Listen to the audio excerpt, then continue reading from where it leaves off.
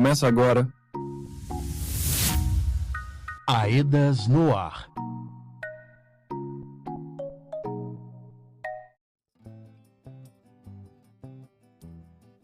Olá, está começando o seu informativo semanal sobre a reparação de danos causados pelo rompimento da barragem da Vale em Brumadinho, em janeiro de 2019. Eu sou Lucas Jerônimo e este é um programa da Assessoria Técnica Independente que trabalha junto aos atingidos e às atingidas por reparação integral, a Associação Estadual de Defesa Ambiental e Social de Minas Gerais, AEDAS. Nesta edição do AEDAS no ar, a gente segue falando sobre os preparativos para a última fase da construção da proposta definitiva para a governança popular dos projetos de reparação socioeconômica do anexo 1.1. Reparação integral. E para começar, a gente traz para você uma entrevista importante sobre a liquidação coletiva dos danos individuais. Quem chega por aqui é o Weber Souza, da equipe de estratégias jurídicas da reparação na AEDAS. Oi Weber, bem-vindo ao nosso programa. Olá Lucas. Weber, nos últimos meses, nos espaços participativos, nos territórios atingidos, no nosso jornal e aqui no nosso programa, a gente tem visto e ouvido que um dos principais temas desse atual momento é a liquidação coletiva. O que é isso e para que serve? A liquidação coletiva é uma etapa muito importante para a gente garantir a reparação individual das pessoas atingidas, pelos danos sofridos pelo rompimento da barragem. E acho que antes da gente falar de liquidação coletiva é importante esclarecer que danos são esses, que a gente está buscando a reparação. É bom a gente lembrar, que em 2021, quando a gente fala do acordo feito com a Vale e o Estado de Minas Gerais, os comprometentes, ali a gente estava reparando os danos coletivos, ou seja, aqueles danos que atingem todo mundo de uma forma mais ou menos equiparada, mas que atinge questões de infraestrutura, os danos ao meio ambiente, os serviços públicos. No entanto, os danos individuais, ou seja, aqueles danos que cada pessoa sentiu na sua particularidade, então, dano a bens, dano a imóveis, a propriedades, os danos à saúde, os danos psicológicos que cada pessoa sofreu, esses danos não foram ainda reparados, eles não foram ainda objetos de uma indenização. E é justamente esses danos que vão ser objetos da liquidação coletiva. Então, quando a gente está falando de liquidação coletiva, a gente está falando de uma etapa muito importante para a gente assegurar a reparação desses danos individuais. Weber, então quando a gente fala de anexo 1.1, 1.2, 1.3, 1.4, a gente está falando de danos coletivos, Então podemos dizer que são coisas diferentes e não tem nada a ver com a reparação individual, Perfeito, são danos que atingem a coletividade e obviamente que ainda assim atingem de uma forma ou de outra cada pessoa, mas são bens coletivos, ou seja, ali a gente está indenizando bens que não pertencem a uma pessoa, pertencem à sociedade como um todo. Agora, quando a gente fala de reparação individual, não, são dos danos individuais que cada pessoa teve. Então, eu posso morar em uma comunidade atingida que eu tinha um bem imóvel, eu tinha, por exemplo, um carro, meu vizinho não tinha, mas ele tinha uma outra coisa, Então, cada um desses danos individualmente é que serão reparados nessa próxima etapa. Uma outra dúvida comum é sobre o PTR e as indenizações individuais. O Programa de Transferência de Renda, o PTR, que é previsto no anexo 1.2 do acordo, não conta como indenização individual, certo? Exatamente. A gente tem que lembrar que o PTR, Programa de Transferência de Renda, ele foi criado para minimamente proteger as pessoas atingidas enquanto a reparação integral não acontece. A reparação individual, ela é muito mais ampla, porque quando a gente está falando de PTR, a gente está falando somente de pagamento de transferência de renda. A reparação individual, ela envolve muito mais. Ela envolve a renda que a pessoa deixou de ganhar, ela envolve os bens que essa pessoa pode ter perdido, ela envolve desvalorização imobiliária, por exemplo, ela envolve danos morais, danos à saúde, danos físicos que foram causados, perdas futuras, Então, a reparação individual, ela não é a mesma coisa que o PTR, ela é muito além do PTR. O PTR é um programa criado enquanto a reparação integral não acontece, é bom a gente separar uma coisa da outra. E o que tem sido proposto? Qual foi o melhor caminho encontrado para que essa reparação individual aconteça? A gente já vem de um histórico em outros territórios, infelizmente, né? Mas também aqui no território da Bacia do Paraopeba, enfrentando a dificuldade que é a luta pela reparação, né? Então, um dos exemplos que a gente tem é o termo realizado entre a Vale e a Defensoria Pública, que visa exatamente fazer a reparação dos danos individuais, mas recentemente, inclusive, foi objeto de uma CPI na Câmara de Brumadinho que demonstrou que a Vale vem descumprindo diversos desses acordos, essas garantias que haviam sido previstas. Esse é um desafio quando a gente pensa a construção de uma reparação de forma isolada, de forma individualizada. Então, uma alternativa que foi defendida pela assessoria técnica, pela AEDAS e também pelas pessoas atingidas era a defesa coletiva desses critérios de reparação. Ou seja, ao invés de cada pessoa disputar individualmente os seus direitos, a gente cria uma etapa coletiva, faz a disputa coletiva desses padrões que vão ser utilizados para justamente permitir a reparação individual. Essa estratégia foi exatamente a liquidação coletiva. Então, dentro do processo coletivo, que já estava em curso na ação civil pública, surge uma nova etapa, uma etapa especificamente construída para facilitar o processo de reparação individual.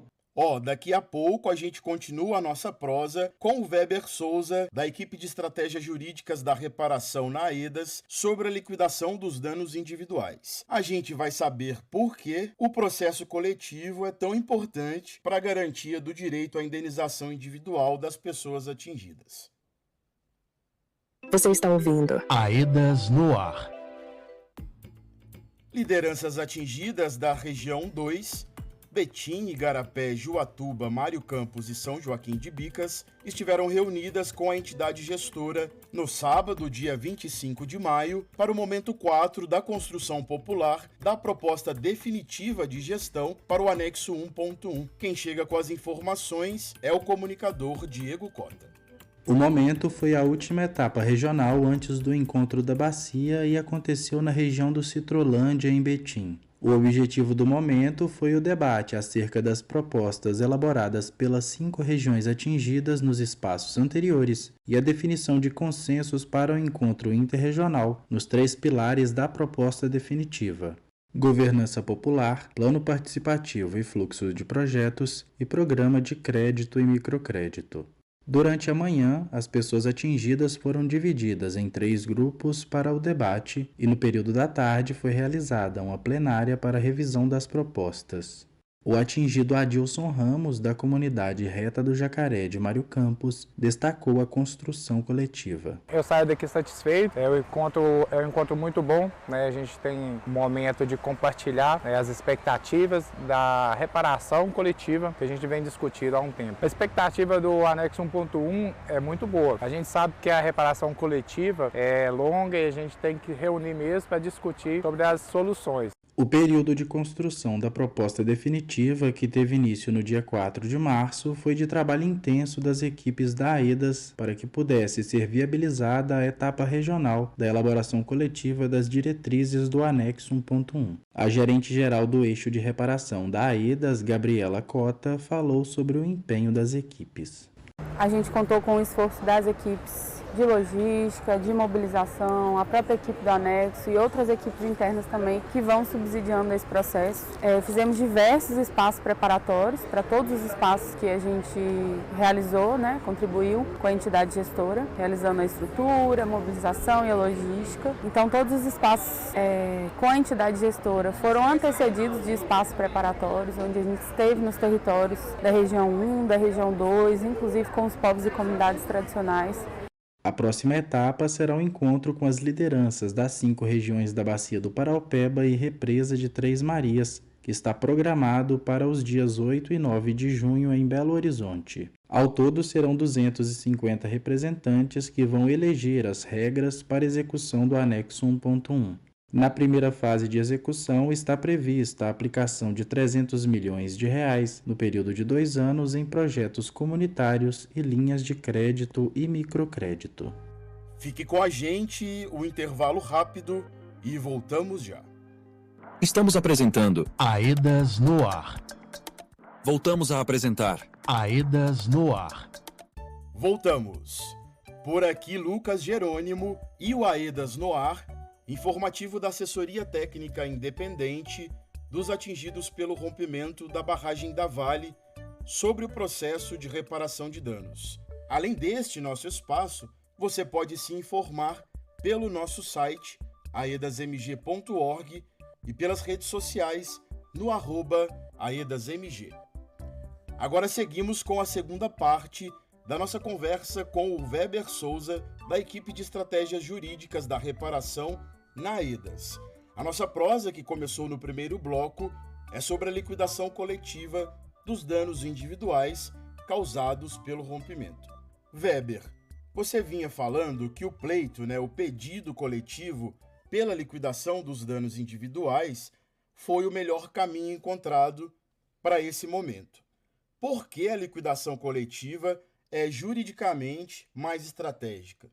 Muito tem se falado, quando a gente pensa em reparação individual, em matriz de danos e reconhecimento. E por quê? Porque não basta só a gente falar em danos, é preciso que a gente defenda também que critérios e determinados parâmetros sejam observados. Esse é o principal elemento. Então, o que acontece, voltando novamente no exemplo de Brumadinho? A gente tem uma lista de danos e tem valores que foram celebrados com a Defensoria Pública, mas quando o atingido chega com a pauta dele, querendo ser indenizado, a Vale fala que ele não é atingido, que ele não tem que ser reconhecido como atingido, que ele não é elegível. Isso é um dos motivos por que a disputa individual ela é tão difícil. Essa também é um dos motivos por que as ações individuais são difíceis, Porque muitos desses casos, cabe à pessoa atingida fazer a defesa de que ela é atingida, comprovar os danos que ela sofreu, contratar às vezes uma perícia que pode inclusive ser cara, e trazer mais prejuízos econômicos para as pessoas atingidas. E no processo coletivo não. O que vale para uma pessoa como padrão, como critério, vale para todo mundo.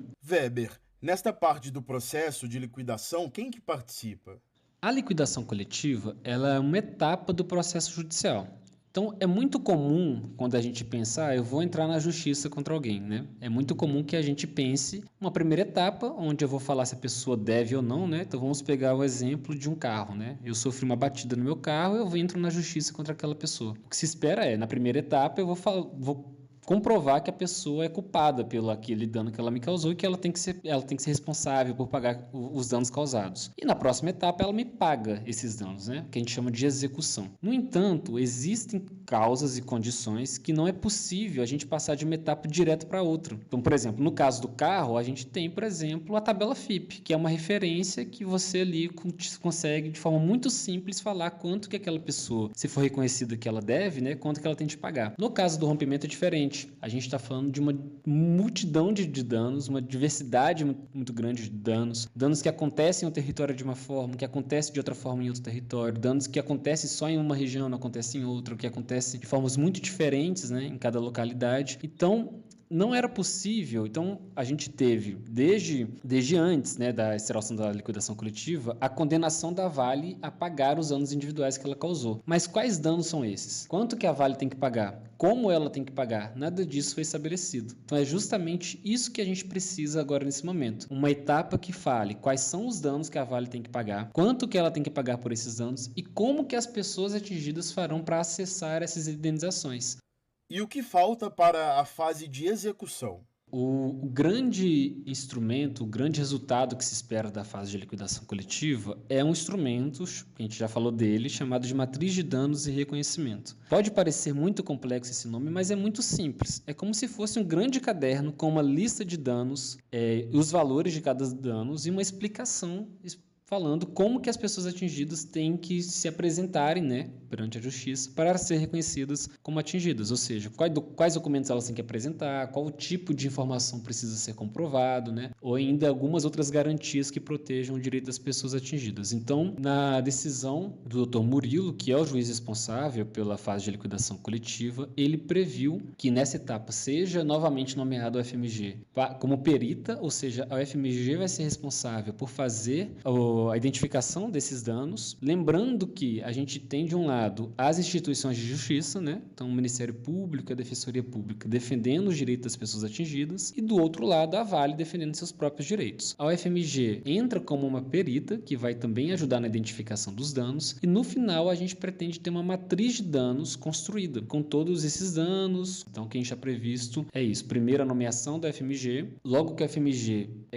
aceita e apresentar o plano de trabalho dela, dela será o momento das assessorias técnicas independentes. Isso é uma outra conquista que a gente tem que valorizar. Foi garantido pelo juiz, na decisão dele, de que as ATIs vão acompanhar as instituições de justiça. Então, assim que o FMG apresentar o plano de trabalho, as ATIs também vão apresentar o plano de trabalho para a construção da matriz de danos de reconhecimento, que vai ser o instrumento final para acessar as indenizações. Você já falou sobre a participação das assessorias técnicas independentes nesse processo. Como será a atuação das ATIs? É muito importante entender o papel de cada ator nessa parte do processo, né? A UFMG, ela é a perita do juízo. O que é que isso quer dizer? Que ela atua dentro do processo como uma entidade técnica imparcial, que tem que lhe produzir os dados, identificar os danos e trazer as informações para ajudar o juiz a tomar as suas decisões. Mas cada uma das partes, elas também podem influenciar nesse processo. Elas podem fazer perguntas para a perita. Então, o FMG, eu vi seus resultados, seus estudos, mas explica por que não tem essa informação. Melhore por que esse dado aqui está incompleto, por exemplo. Cada uma das partes pode fazer essas movimentações dentro do processo. No caso das instituições de justiça, elas contam com um apoio, que são as ATIs. Então, as assessorias técnicas independentes, além delas trazerem para as pessoas atingidas as informações e garantirem a participação das pessoas atingidas no processo de reparação, elas também auxiliam as instituições de justiça. Então, elas são elas cumprem um papel muito importante nesse processo, né? De trazer para a disputa do processo judicial as informações, os esclarecimentos, a realidade dos territórios atingidos onde a gente está. Então, é a forma como as pessoas atingidas influem também no processo. Quem fala em nome delas são as instituições de justiça, mas quem traz a realidade mais aproximada dos territórios atingidos para o processo judicial é a ATI. Então, dentro dessa fase de liquidação, a ATI é muito importante para justamente traduzir essas informações dentro do processo. Vamos pegar um exemplo muito simples. O rompimento já aconteceu há mais de 5 anos. Né? E desde lá a gente tem diversas coisas nesse meio do caminho. Como que a gente vai comprovar um dano que aconteceu há 5 anos atrás? Quais documentos eu posso comprovar? Nem todos eu tenho, nem todas as formas de comprovação eu tenho. É a ATI quem vai fundamentalmente trazer informações importantes. Weber, obrigado pelas informações. A gente vai seguir acompanhando de perto e atualizando os fatos sobre a liquidação coletiva. Ei, povo, depois dessa prosa cheia de informações, tá chegando ao fim o nosso encontro de hoje. Lembrando que nos dias 8 e 9 de junho teremos um encontro interregional que vai finalizar a proposta definitiva de gestão dos recursos do anexo 1.1. Você pode ouvir a este e as outras edições do AEDAS no Ar no YouTube, Spotify e sempre se atualizar das mais importantes notícias sobre a reparação na Bacia do Paraupeba e Represa de Três Marias no nosso site aedasmg.org e nas redes sociais pelo @aedasmg. Um abraço e até mais. Este programa teve produção de Diego Cota, Lucas Jerônimo e Valmir Macedo. Edição de áudio é de Lucas Jerônimo. O design gráfico do programa no YouTube e nas redes sociais é de Wagner Paulino. A coordenação da equipe de comunicação é de Elaine Bezerra, sob a gerência de Diva Braga, gerente geral de participação informada do projeto AEDAS Paraupeba.